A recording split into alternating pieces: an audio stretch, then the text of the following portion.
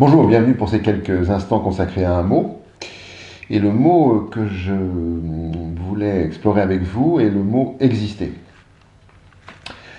Alors pourquoi ce mot pourquoi j'ai choisi ce mot? On ne me l'a pas demandé en fait, c'est une initiative personnelle.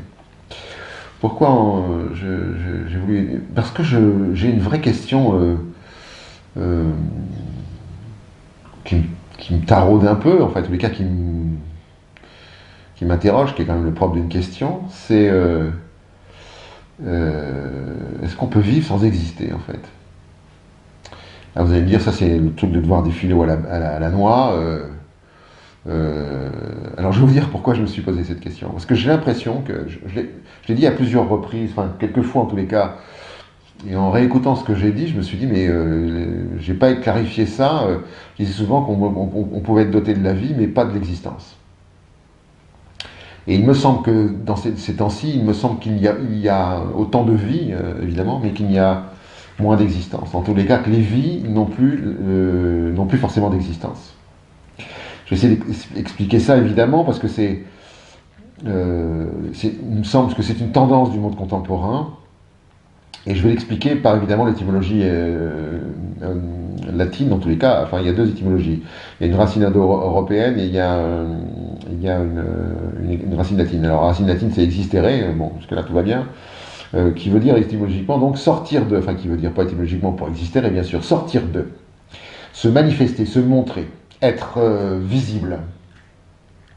Je vais le traduire moi plutôt comme ça, être visible, être perçu. Et la racine indo-européenne serait sta, sta, qui veut dire être debout. Et dans l'acception ou dans l'histoire de l'utilisation de ce terme, la signification a bien sûr évolué, c'est avoir une réalité, ce qui a une existence a une réalité, avoir de l'importance, de la valeur, et puis, l'existence, c'est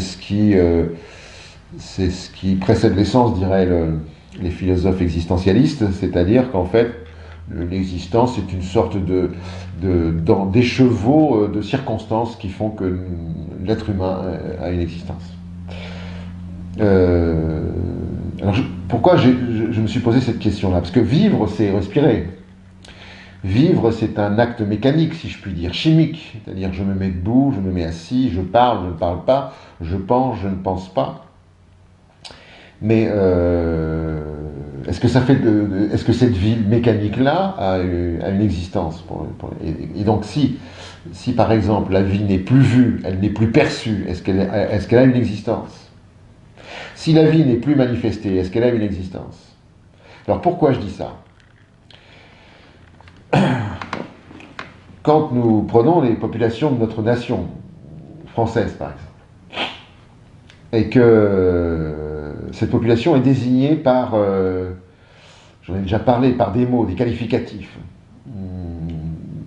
Les chômeurs, le chômeur en fin de droit, le RMiste, le SDF, etc., etc. Tous ces gens sont désignés par des catégories, on va dire, sociales, ou par des statistiques. Donc, massifiées, je puis dire. Et quand je prononce le mot SDF, finalement, je ne prononce pas l'existence de quelque chose. Je prononce une qualification pour un groupe d'humains donné. Mais y a-t-il une existence dans ce que je dis là? Prenons les ressources humaines d'une entreprise, par exemple. Est-ce que ça décrit bien, on voit bien une vie quelconque d'individu, mais est-ce que ça décrit une existence?